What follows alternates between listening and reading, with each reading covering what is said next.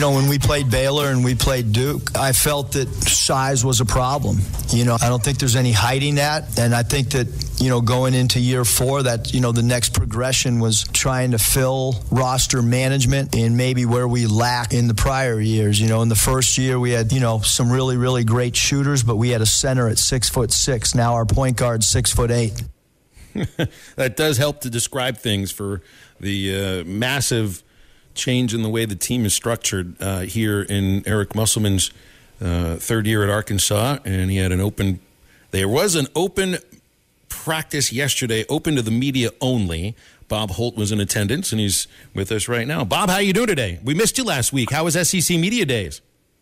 It was good. As always, it's a little different having it in Atlanta, I guess, for the second time, but it was a good time. So if I were to ask you what stood out mostly from yesterday's basketball practice, really all you got to do is look at the roster and look at the height of some of the players that have come in here, and it also goes to, just like Eric Musselman said, you got a 6'8" point guard in Anthony Black. And did I hear? I think it was Trayvon Brazile mentioned there are 4 players with wingspans of 7'2" or longer. So, the athleticism feels like it's off the charts, but the last 2 teams were athletic too. They just weren't as long as this team is. Is that what stands out most, or was there something else that caught your interest? Now, it's funny, before you played that clip, that was my thought, because, I guess we got to watch about 40, 45 minutes, something like that. And, you're in the practice gym, and so you're standing or sitting, very near the court. And just the size of these guys, and not just 1 or 2 guys, like everybody. It's almost like the court shrunk because they're so big, and not just big, but as you alluded to, the wingspan. And Arkansas really loaded up on that in the transfer portal, and also in signing some of these freshmen.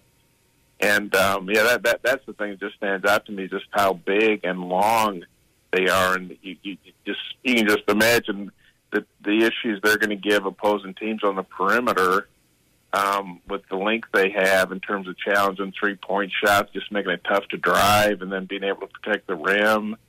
And just the way they got up and down the floor was impressive. The way the big guys can run on the fast break. And it just looks like it's going to be a really fun, exciting team this season. Cool. What do you make of the 3 players that were put in front of the media yesterday? I would imagine it just feels like it could be rare. Especially with a team that's got, a 3-year starter or a 2-year starter that's coming back for his 3rd year in Devo Davis, who wasn't in front of the cameras yesterday. And I don't think it has anything to do with Devo, but you had Anthony Black, you had Nick Smith, and Trayvon Brazile that were all in front of the cameras. None of them were part of the program last year, and 2 of them are incoming freshmen. And they all sounded... it's July. It's awfully early for players this young to be in the official press conference. What did you make of just the fact that those 3 were in front of the cameras? Well, I can't remember when it was, a month or so ago. We talked to Eric, just kind of get a basketball update.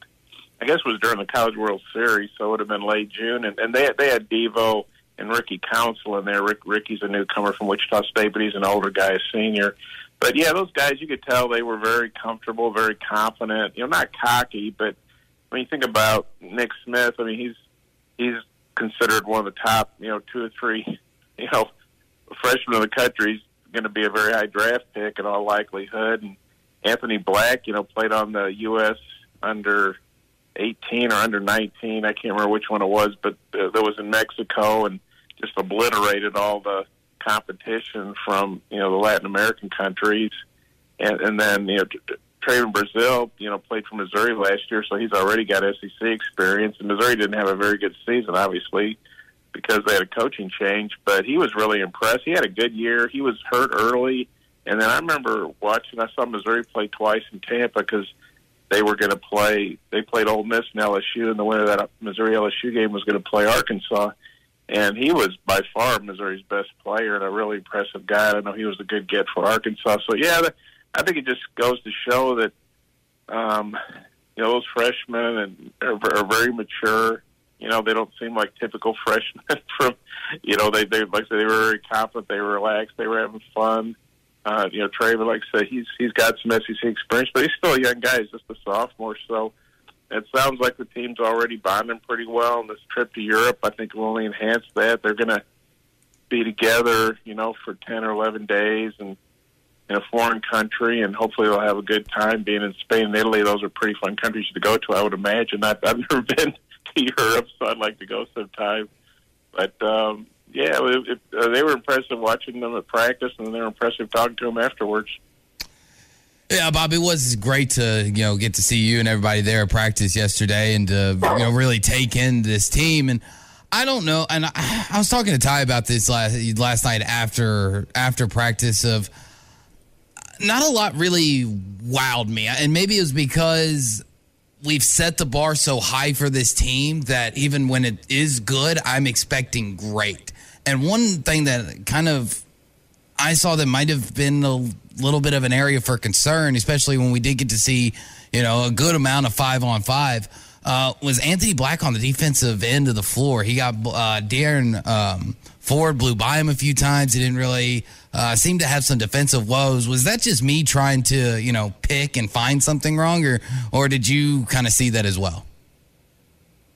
It sounds like you're just trying to be real negative. Yeah, I might be. You're right. I'm just kidding. No, I guess I didn't notice that as much. Maybe my eye for detail wasn't as good. I guess I was watching more on the offensive end, just watching the way, Nick Smith obviously can score it. I'm sure he's going to score a ton of points, but I was really impressed with his passing. A lot of people I've seen have referenced this either on social media or in stories, that long pass he had to Jordan Walsh and the way he finished. And Walsh, of course, God, that guy's so impressive physically. The way he can finish around the basket. He's just, looks like he's going to give, people a lot of facials in the lane.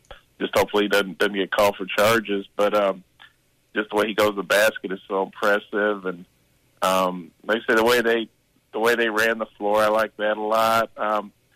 Defense, obviously, if you're going to play for Eric, you're going to have to defend.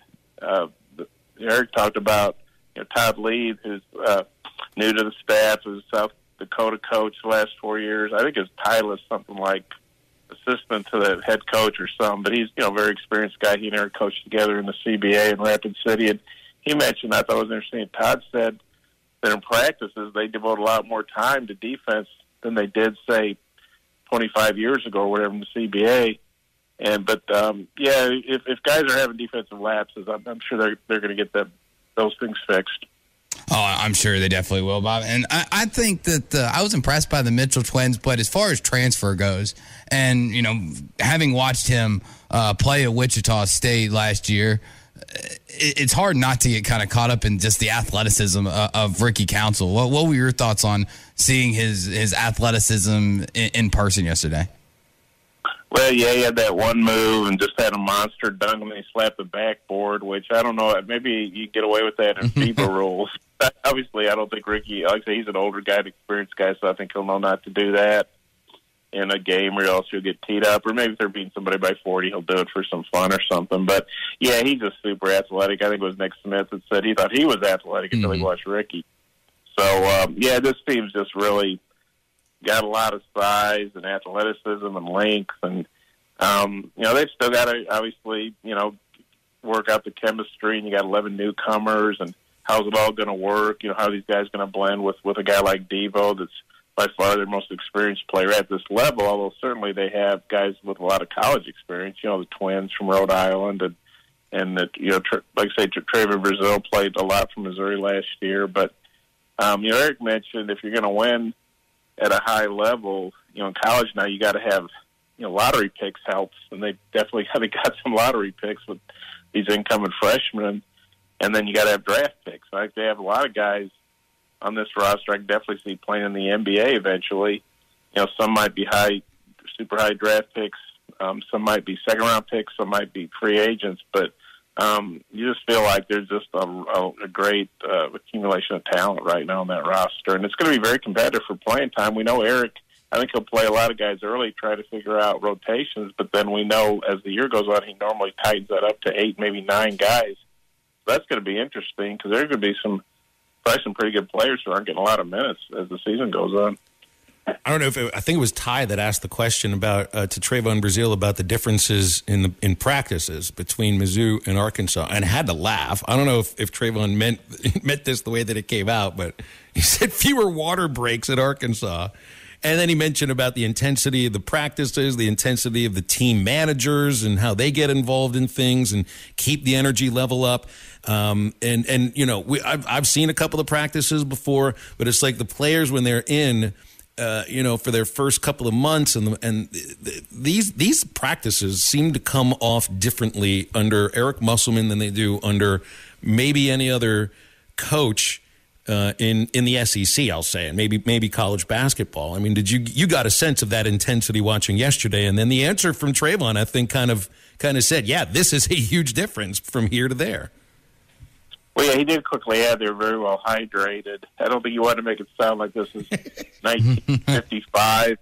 They're denying guys water or something, but obviously, yeah, I think it's pretty intense. It's obviously got an NBA feel to it. I've had, not that I've been to NBA practices, but I've had former Razorbacks like Joe Klein and guys like that talk about how when they go, you know, Eric's invited them, and you know, it does have an NBA feel to it, and I think, you know, that's a big part of their recruiting too. Everybody wants to play in the NBA, and you look and you see that Moses Moody came in, you know, first one and done, and then, you know, Jalen Williams really developed, you know, quickly in 2 seasons, and he's a high draft pick, and you know, Isaiah Joe was a second round pick. I know he was a Mike Anderson recruit, and kudos to them for bringing in Isaiah, but you know, I think he really developed well under Eric. You know, and he's playing for the Sixers now, so now you just feel like, I say that, you just feel like there's a lot of NBA players. I won't be surprised if a guy like Stanley Moody makes an NBA roster as a free agent this year. You know, senior from South Dakota. You know, I think he had a pretty good summer league with the Pistons. So we'll see what happens. But yeah, they are very intense practices, and it's interesting. You know, Eric would stop them, and he obviously have instructions and bring them in together. But and he said that they did more up and down yesterday than maybe they normally would, just because.